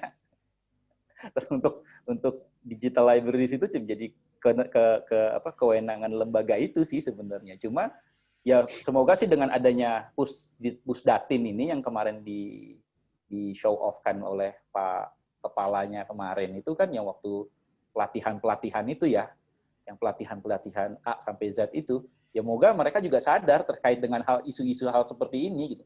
Karena memang isu ini sebenarnya kecil. Maksud saya bukan kecil gimana ya, emang nama-nama orang-orang ini memang kecil, tapi kalau ketika ini jadi semacam kayak lubang data, ini akan jadi besar gitu loh. Itu sih seperti itu. Yeah. Benar concern-nya lembaga mereka gitu loh. Bukan concern-nya bukan concern-nya dari perguruan tinggi, bukan, karena nasional ini isunya gitu. Itu sih. Semoga sih kepikiran sama mereka ya. Gitu. Mungkin pertimbangan saya juga karena RAMA itu kan sekarang mewajibkan semua data paling tidak kalau nggak salah bab 1 bab terakhir gitu ya. Bab 1 bab terakhir ada termasuk kata pengantar nggak itu di situ. Nah itu kan kadang-kadang dengan bangganya sebuah repositori di universitas silakan dibuka data ini lalu bisa diambil oleh RAMA, seluruh Indonesia otomatis bisa mengakses. Betul, dan itu setahu saya belum ada GDPR-nya deh, setahu saya ya. Dan itu mencakup untuk untuk kata pengantar, apa yang boleh dan apa yang tidak boleh itu nggak ada setahu saya. Jadi memang ya masih lost begitu aja, bebas begitu aja, dan menjadi kebijakan internal universitas masing-masing. Yang sebenarnya ini menjadi isu nasional sih sebenarnya, tapi nggak tahu lah kepikiran apa enggak sama lembaga itu gitu loh. Itu aja sih dari saya. Oke, makasih. Ya. Baik, ini ada tambahan pertanyaan dari Ibu Nita. Ketika kita memberikan data pribadi ke sebuah sistem, apakah ada indikator sistem informasi seperti apa yang memberikan keamanan terhadap data pribadi tersebut, selain mencermati kebijakan yang tersedia di sistem tersebut? Karena ada beberapa kasus, walaupun kebijakannya sudah oke, namun kenyataannya data pribadi konsumen tetap bocor. Ini gimana nih, Mas Ilham? Menurut Mas Ilham nih? Kalau menurut saya sih kita harus tahu ya, ini yang namanya pengetahuan literasi informasi kita terhadap di dunia maya ini menjadi penting. Sebagai satu kasus itu kan yang kemarin kita bahas itu di Facebook. Di Facebook itu ada pernah kejadian yang namanya Cambridge Analytica. Kita terlalu sering tuh yang namanya main-main di Facebook tuh yang namanya kuis-kuis seperti itu. Ternyata itu kan pihak ketiga ternyata. Facebook nggak tahu-tahu itu. Ternyata itu dipakai data kita untuk melakukan profiling kita, untuk melakukan penyelidikan terhadap apa yang menjadi kesukaan kita, apa yang menjadi preferensi kita dalam di dunia nyata. Sehingga itu nanti dicocokkan dengan iklan. Jadi memang sebenarnya gimana ya, agak tricky juga ini pertanyaan sebenarnya. Karena memang ini kembali lagi kepada kita sih. Kembali lagi kepada bagaimana kita bijaklah dalam memberikan data-data dan informasi kita. Ketika misalkan dalam hal e-commerce, Tokopedia, itu kan ada yang namanya ketika kebocoran data terjadi, kita nggak punya kan hak ketika data kita bocor kemana-mana, kita nggak tahu kan datanya sumbernya itu dari mana, apakah dari Tokopedia, apakah dari Lazada, ataukah dari ini. Sebagai contoh lagi ya, kayak misalkan kita tiba-tiba dapat SMS yang namanya SMS kredit ya. Kredit itu kan kita nggak tahu itu dapat dari mana. Apakah dari mereka sekedar iseng aja, atau mereka langsung begitu aja kirimin, atau mereka personal gitu. Nah, hal itu juga sama dengan hal yang karena data itu kan bersifatnya kan ketika kita sudah kasih itu data, maka data itu akan disimpan, nanti akan dipakai terus itu.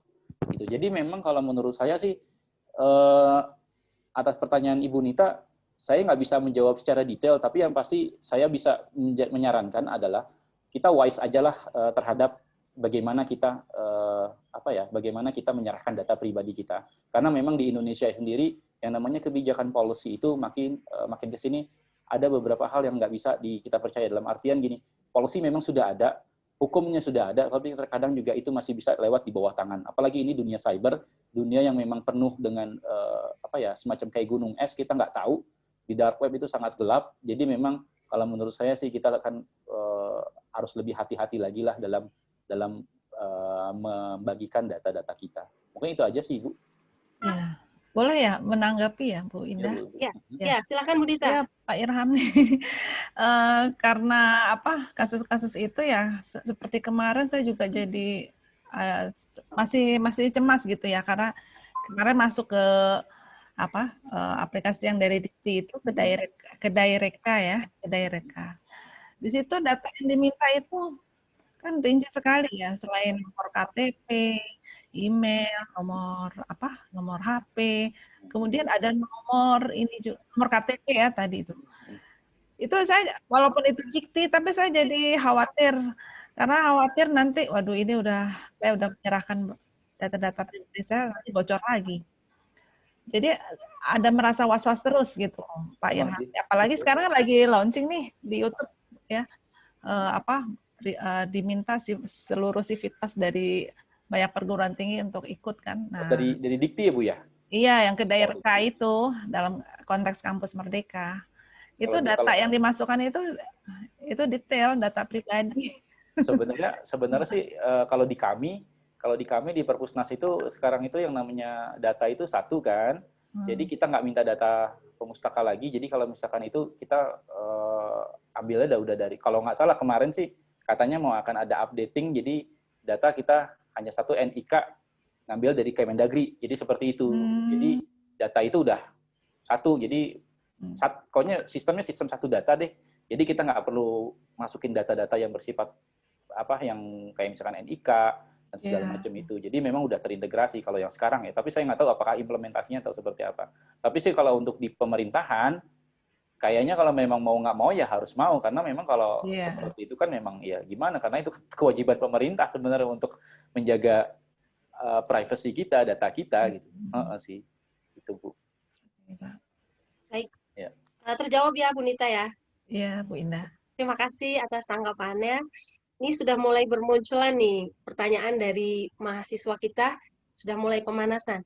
Assalamualaikum Pak Irham nih, izin bertanya, kalau di Perpusnas apakah ada bentuk sosialisasi ke pemustaka atau pustakawan di perpustakaan lain untuk masalah cyber security ini? Ini juga nyambung sama saya, pertanyaannya gini, kan kalau kita nih beruntung banget ya dapat 4 sesi dari Mas Irham nih tentang keamanan informasi. Padahal tadi di sisi lain Mas Irham juga menjelaskan pustakawan punya tugas untuk mengedukasi tentang keamanan informasi ini ke para pengguna. Ada nggak sih rekomendasi kursus penyelenggara terkait tentang keamanan informasi di Indonesia khususnya ya, penyelenggaranya yang memang sudah concern, apalagi misalnya dikaitkan dengan perpustakaan digital, itu sudah ada, atau mungkin perpustakaan nasional mau jadi penyelenggaranya gitu. Oke. Silakan Mas ditanggapi. Saya akan jawab. Yang pertama itu bentuk sosialisasi dari Perpusnas. Saya harus jawab ini belum ada. Karena memang layanan e-resources, layanan kemudian layanan e-Pusnas kita masih, kalau layanan e-resources memang kita, tapi kalau untuk yang e-Pusnas itu pihak ketiga. Saya jujur saya belum tahu juga kebijakan mereka terkait hal ini, karena memang di Perpusnas ini lagi sedang ada reorganisasi lah. Jadi semacam kayak reorganisasi. Jadi sekarang itu yang namanya divisi IT langsung naik jadi eselon 2, dan mereka saat ini sedang menyusun grand design kebijakannya seperti apa. Nanti siapa yang akan bertanggung jawab terhadap cyber security ini pasti memang Pusdatin, Pusat Data dan Informasi. Namun untuk pendidikan pemakai, saya nggak tahu apakah itu akan diberikan oleh Pusdatin atau oleh Pusjasintra, Pusat Jasa dan Informasi Naskah Nusantara. Saya nggak tahu itu. Nah, inilah yang menjadi concern sih sebenarnya dari saya pribadi, karena sudah mulai aware terhadap isu ini. Inilah yang menjadi concern-nya. Siapa nanti? Apakah nanti concern-nya Pusdatin atau menjadi concern-nya Pusjasintra? Ini yang menjadi pertanyaan besar lagi buat saya, karena sampai saat ini kan memang sedang reorganisasi.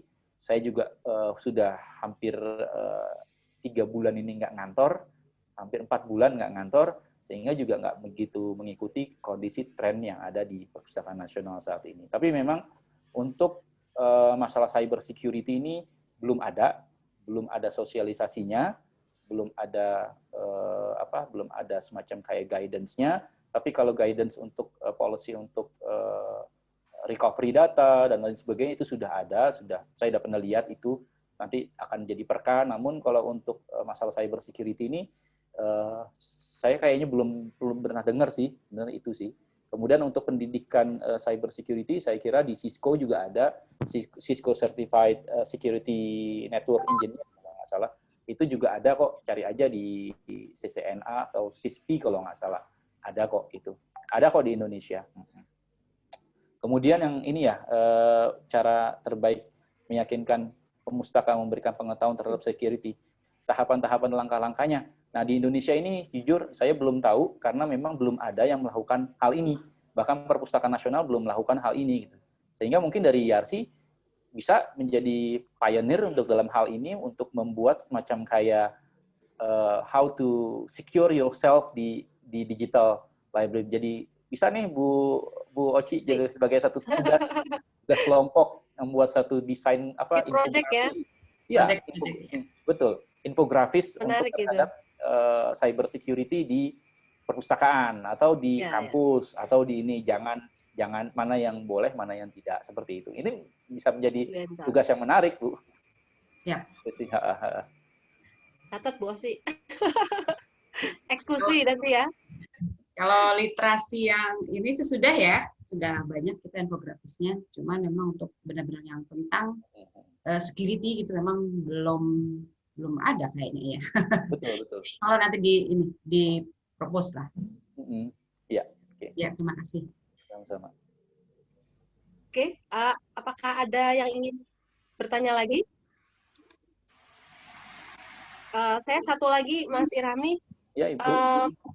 Tentang distribusi teknologi ini kan ada tantangan baru ya bagi perpustakaan digital. Tadi di kesimpulan disampaikan bahwa ini tidak hanya bagaimana mengamankan sumber informasi, tapi juga mempersiapkan platform yang baru. Gitu. Platform yang baru ini yang seperti apa sih, Mas Irhami? Oke, platform itu kan sebenarnya kan bagaimana sistem itu berada gitu. Jadi kalau sekarang itu yang lagi ngetren kan mobile. Jadi bagaimana menciptakan satu sistem yang memang itu reliable, mudah, yang reliable, bisa diandalkan, tangguh, dan juga aman. Biasanya seperti itu. Jadi memang bagaimana perpustakaan itu di satu sisi dia layanan harus kuat, namun juga security juga harus bagus. Biasanya kan kalau kita lihat kan layanannya bagus, namun security-nya kadang-kadang dilupakan seperti itu. Sebagai contoh kasus kemarin yang Ipusnas itu kan kemarin layanannya bagus, namun ternyata ada sedikit breaching, ada sedikit masalah pada ini bisa ditembus dengan SQL injection. Jadi seperti itu.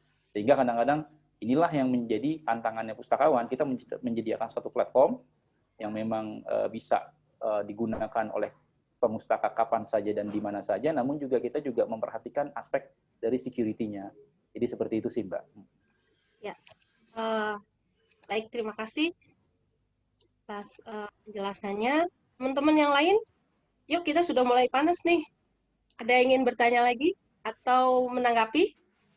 Bu Dekan mungkin? Saya boleh nanya, Bu Fatima, Bu. Oke. Oh, Fatima. Oke. Ya, silahkan Fatima, MC tercantik kita siang hari ini. Terima kasih atas kesempatannya. Pak Irhami, saya pengen bertanya. Menurut saya, sebenarnya ilmu tentang cyber security ini sepertinya udah banyak dipelajari oleh orang-orang. Karena, tapi saya lihat problemnya adalah, sepertinya ya Pak, ini pendapat saya Pak, sepertinya problemnya itu dari pemerintah pusat Pak, yang belum memberikan aturan ketat untuk cyber security di lembaga informasi. Mungkin baru dari Kominfo ya, yang ada aturan kayak undang-undangnya gitu. Tapi saya penasaran Pak, apakah dari Perpusnas sendiri itu ada kerjasama dengan kayak Kominfo gitu untuk cyber security ini, dan untuk sosialisasinya Pak, dan juga karena saya lihat dari Kominfo sendiri itu mereka juga aktif gitu Pak, kayak mensosialisasikan tentang literasi digital. Kan saya pernah ikut siberkreasi yang juga ada pada hari ini. Jadi di situ topiknya adalah literasi digital gitu, tapi di situ masih Kominfo sama kegiatan-kegiatan yang melibatkan milenial gitu.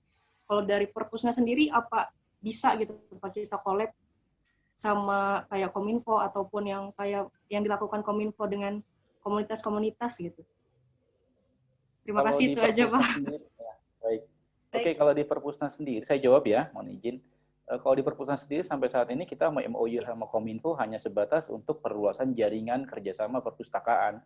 Namun kalau untuk security-nya itu kita nggak ada kerjasama. Bahkan dengan BSSN pun, BSSN, Badan Cyber dan Security Nasional itu kami juga belum ada kerjasama, baru memang dalam tahap pembicaraan informal terkait masalah cyber security di bidang perpustakaan. Saya kira memang ini semacam kayak program yang bagus ke depan, karena saya ngelihat itu di Singapura, waktu saya ke Singapura 2018 lalu, ketika CDNL AO, jadi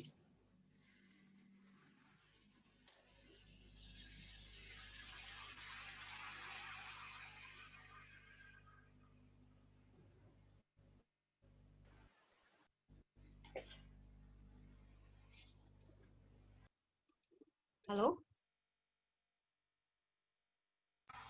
Terputus kayaknya. Oh, keputus, iya. Memang Beliau tadi menyampaikan tadi dari rumah. Lagi nyambung putus kayaknya nih jaringan. Iya. Mas Irhamni sudah bergabung?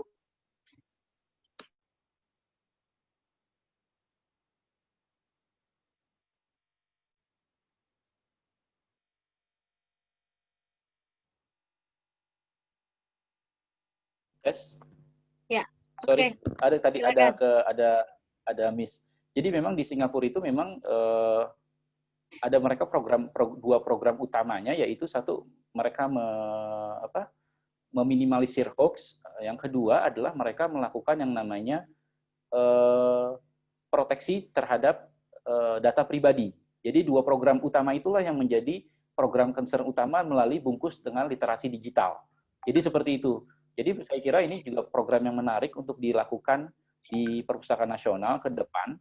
Ya semoga aja mudah-mudahan bisa dilakukan sih. Terima kasih. Saya kira ini juga program yang bagus. Betul sih, saya sepakat dengan ini. Jadi memang untuk cyber kreasi, untuk literasi digital itu bukan hanya dari aspek bukan hanya dari aspek bagaimana berkreasi dalam artian millennials itu, tapi juga bagaimana millennials itu melakukan proteksi terhadap data-data pribadinya, kemudian bagaimana mereka juga berpartisipasi dalam menyebarkan berita yang sebenarnya atau turn back hoax lah seperti itu. Jadi seperti itu sih. Oke. Ya, baik, tak terasa ini kita sudah hampir 90 menit lebih berdiskusi. Ada banyak hal yang bisa disimpulkan dari kegiatan kuliah umum hari ini. 3 hal yang mungkin saya ingin tekankan kembali, termasuk dari pemaparan dari Pak Irhamni, bahwa kerangka kerja perpustakaan digital menggunakan 5S bisa digunakan sebagai alat untuk melakukan penilaian risiko kinerja keamanan perpustakaan digital. Lalu yang kedua, perpustakaan digital sebagai salah satu entitas cyber security terus berkembang, sehingga seiring waktu bisa terkait dengan ini memunculkan tantangan baru, yaitu bagaimana mempersiapkan platform baru yang inherent dengan perkembangan perpustakaan digital itu sendiri. Baik, para hadirin sekalian, terima kasih atas seluruh atensinya. Sekali lagi, kami dari keluarga besar Prodi Perpustakaan dan Sains Informasi Universitas Yarsi, Fakultas Teknologi Informasi, mengucapkan terima kasih sebesar-besarnya kepada Mas Irhamni yang penuh dengan kehangatan ya, sampai 4 sesi terus membersamai kita di mata kuliah keamanan informasi ini, dan juga kepada seluruh hadirin berpartisipasi dalam kegiatan kuliah umum hari ini. Akhir kata, saya selaku moderator undur diri. Mohon maaf jika banyak kekurangan dan kesalahan. Semoga kita bisa bertemu kembali dalam sesi yang lain. Wabillahi taufiq wal hidayah. Assalamualaikum warahmatullahi wabarakatuh. Saya kembalikan lagi ke Fatimah ya. Waalaikumsalam warahmatullahi wabarakatuh. Baik, terima kasih Bu Indah. Bagaimana para hadirin sekalian, materi kita hari ini benar-benar sangat luar biasa ya menurut saya, karena ini sangat penting untuk kita dan juga kita yang bekerja yang ranahnya di dunia perpustakaan atau lembaga informasi.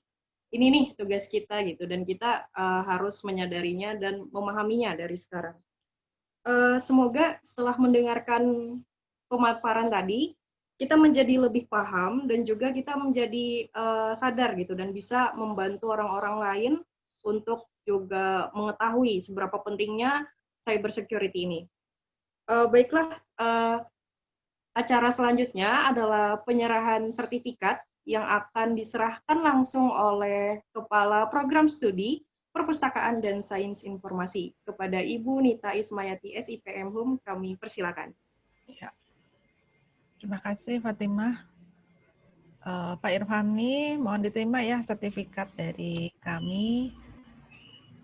Sertifikatnya di tayangan. Baik, Ibu. Ya, ya. Terima kasih. Semoga menjadi amal jariah dan catatan amal baik. Amin. Ya Rabbal Alamin. Terima kasih. Amin. Ya Rabbal Alamin. Saya pribadi, boleh? Saya minta maaf. Saya ya, pribadi silakan, minta maaf ketika ada kata-kata yang salah. Kemudian juga saya mohon pamit. Insya Allah saya akan berangkat ke Amerika Serikat dalam jangka waktu dekat. Mohon doanya, moga-moga semuanya lancar. Dan saya bisa kembali lagi dan berbagi pengetahuan dengan Bapak Ibu semua di kemudian hari. Terima kasih. Sehat ya, Mas. Amin. Ya Rabbal Alamin. Amin. Sukses, sukses, lancar. Ketemu presiden baru ya. Sedang saya pertimbangkan untuk datang untuk datang ke pelantikan karena lumayan kapan lagi gitu kan. Iya. Baik, terima kasih Pak Irhamni dan Bu Nita. Selanjutnya kita mau sesi foto bersama nih. Jadi untuk para hadirin kami persilakan untuk mengaktifkan kameranya dan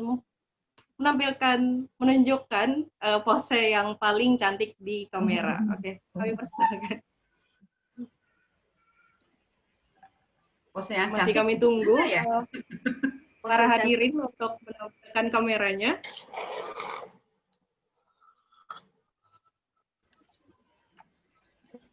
Sudah? Oke. Silakan panitia di foto. Dihitung ya. 1, 2, 3.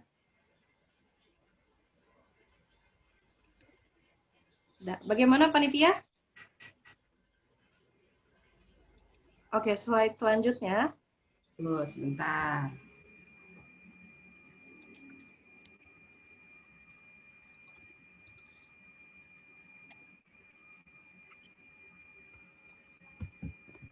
Oke. Dari panitia sudah? Sudah. Oke, terima kasih. Baiklah, alhamdulillah akhirnya kita sudah berada di penghujung acara. Saya mewakili seluruh panitia mengucapkan terima kasih yang sebesar-besarnya kepada narasumber, kepada Bapak Ibu hadirin dan juga mahasiswa yang menjadi peserta pada hari ini atas partisipasinya dari awal hingga akhir. Saya juga mewakili yang lain untuk memohon maaf yang sebesar-besarnya apabila dalam pelaksanaan acara ini terdapat kesalahan. Baiklah, untuk mengakhiri, terakhir saya akan menutup acara kita siang hari ini. Izinkan saya untuk memberikan pantun. Tidak sengaja menyebarkan data ke media. Pas diretas hanya bisa mengeluh. Sampai sini saja pertemuan kita. Wassalamualaikum warahmatullahi wabarakatuh. Waalaikumsalam warahmatullahi wabarakatuh. Cakep. Baru. Terima kasih ya. Terima kasih Bu Dekan. Terima kasih Bu Oti. Terima kasih Bu Nita. Fatimah. Ya, Pak Irhamni, makasih. Assalamualaikum. Ya, kasih. Ya. Ya. Irhamni. Kabari kalau Irhamni. ya. Mas